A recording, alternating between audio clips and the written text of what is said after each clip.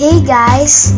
We need 2 cups of all-purpose flour, 1 cup of iodized salt, 2 tablespoons of cream of tartar, 4 tablespoons of vegetable oil, mixing bowl, spatula, food coloring, and 3 cups of very hot water.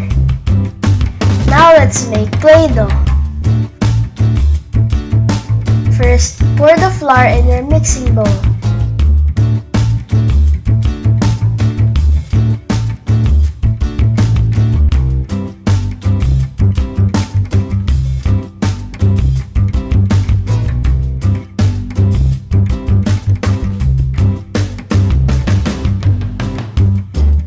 Next is our 1 cup of iodized salt.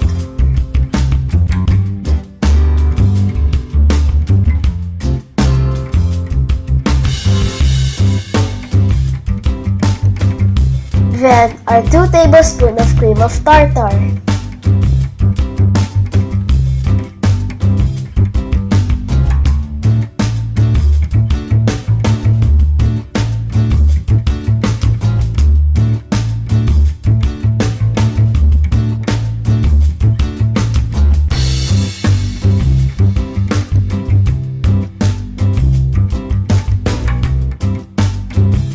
Mix the 3 well.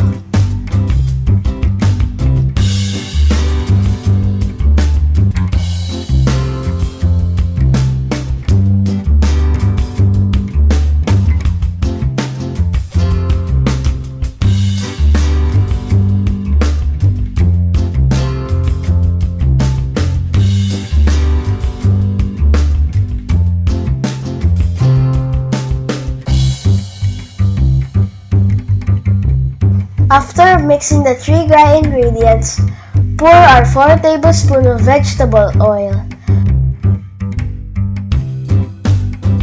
Put some food coloring. I chose green.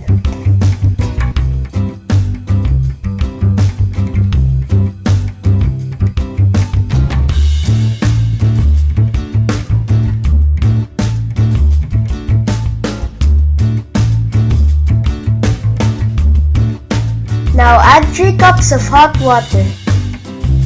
Please be very careful in pouring the hot water.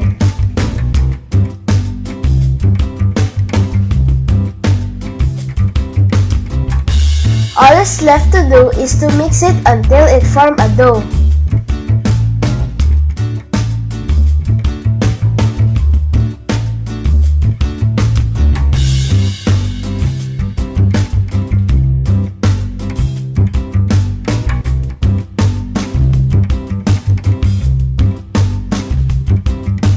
Just keep on mixing.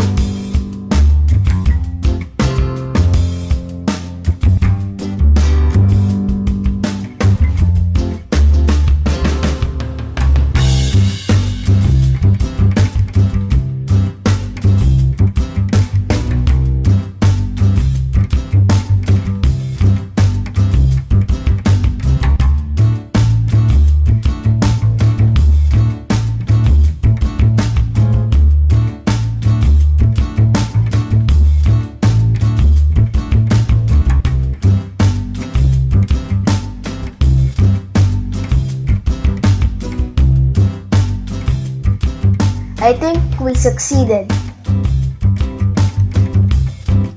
There is no bad smell. It is not sticky and it is like you're playing with the real Play-Doh that you buy in toy stores.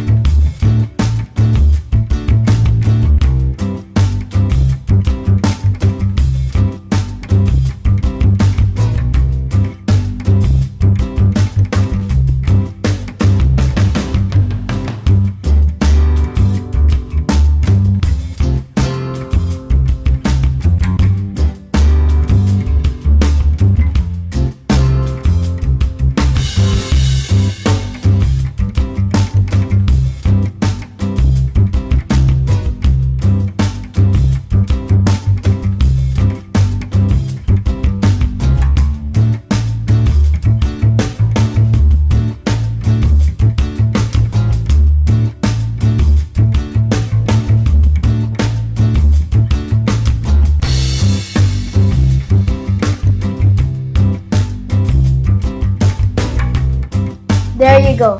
Our very own DIY Play-Doh.